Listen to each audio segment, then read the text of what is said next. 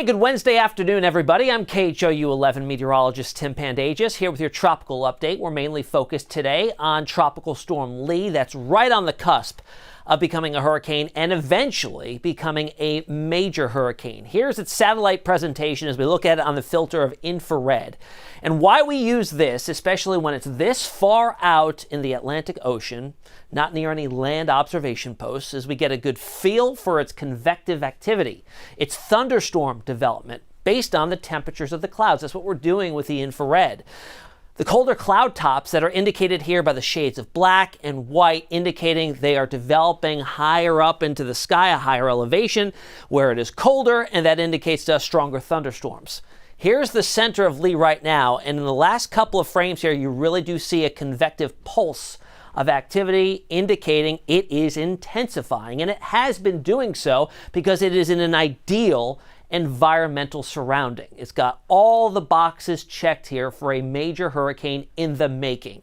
70-mile-per-hour winds right now. Yesterday it was only at 45, so it's already intensified significantly. Moving to the west-northwest, it's being driven to the west by a big ridge of high pressure to the north. We're going to talk about the steering in just a few minutes, and its pressure continues to fall too at 994 millibars. Here's how it looks on visible satellite. It certainly has that look. It's ventilating properly. It's standing up straight with good posture because there's no wind shear currently impacting this. There's no dry air in the general vicinity. And of course, ongoing since the beginning of the season is very warm sea surface temperatures. It's got an abundance of fuel to intensify and strengthen rapidly. Here's how it looks as we go forward in time from the National Hurricane Center's forecast track. Notice here as we go farther out in time, the bulb gets a little bit larger, the cone gets wider because forecast uncertainty begins to grow 5 days out. However, intensification has been on target here for the last couple of days, showing it's strengthening now. In fact, they've been ticking this upwards with each advisory up to a high-end Category 4 hurricane here by as early as Friday night as a Cat 4, and then peaking potentially 150-mile-per-hour winds. Now, I will say some of the hurricane-centered forecast models are even stronger than that. So we could get awfully close to a Category 5, if not achieve Category 5 status for the first time in quite a while. 150-mile-per-hour winds here when we look at the Saffir-Simpson scale, which is how we gauge hurricane intensity. A Cat 5 starts at 157 miles per hour, so we could certainly get there with the overall environment maintaining ideal conditions. Spaghetti plots here. Good consensus on a turn to the north, but notice as you saw the forecast cone get wider in time, that's because of this. The consensus is there for a turn, but it's also a large spread on where that turn occurs. These are all the different forecasting models here showing agreement, but not agreement on where that turn happens. Some models take it farther to the west and then turning north. Some turn it north a little bit sooner. Now that turn north sooner could be the breakdown of an area of high pressure that's centered to the north of it now that's been driving it westwards. That would also tend to indicate a stronger lee at that time, sensing the weakness and driving to the north.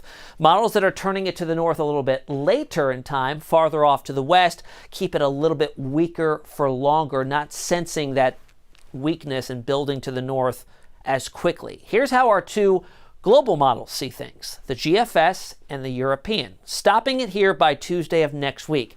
This is when both long-range models start to indicate that turn to the north occurring. Here's Bermuda right there. Here's the east coast of the United States. Both are taking that turn to the north. GFS a little bit sooner, closer to Bermuda. European model a little bit later, slightly closer to the east coast of the United States. Now, when I show you to you here on the GFS model that indicates the wind radius, the wind diameter here, it is a large storm, and it will spread out and get larger as it gains latitude. And when you're talking about a Category 4, Category 5 major hurricane, that wind field is massive. In fact, the diameter on the wind field at this location here, when it is almost due east of Charleston, South Carolina, well offshore, I'll add, it's still got a wind diameter of 1,000 miles. It is a very large storm. It will be impacting Bermuda, most likely impacting Bermuda, but also the most likely scenario here is that it stays well to the east of the east coast of the United States. Here's why. There are two big factors, two big ingredients to the overall steering of Lee as we go forward in time. It's been pushed west because there's a big ridge of high pressure to the north here that's been rebuilding after several storms broke it down over the past couple of weeks. Now, as this pushes to the west, this ridge will begin to weaken. That gives it an opening to start to move northwards, taking a northwards trajectory here. Now, what will stop it from pushing farther to the west and threatening the eastern seaboard most likely will be the dip in the jet stream, an area of low pressure, an upper level low that'll be placed over the southeast part of the United States, and that jet stream should funnel it due north, keeping it offshore during that time. It's still expected to rapidly intensify here as we go forward in time, and the rapid intensification is an increase in maximum sustained winds of 30 knots or around 34, 35 miles per hour in 24 hours worth of time. And that's certainly a possibility as we go forward in time here over the next few days as we watch Lee go from a tropical storm currently up to a Category 4 major hurricane in just a couple days worth of time. Right behind it, too, we've got a tropical wave, 60% odds of that developing. The next name on our list would be Margot, right behind Lee. That could possibly develop here over the next couple days. That's the latest out in the tropical Atlantic. We'll be watching Lee carefully, and exactly when it takes that turn to the north will be a big deal in terms of what impacts the U.S. East Coast seas. Likely some big winds, or big waves, I should say, and also some coastal erosion and rip current risk. If you have any questions, you can find me on social media, Twitter, Instagram, Facebook, and TikTok. We'll see you again tomorrow.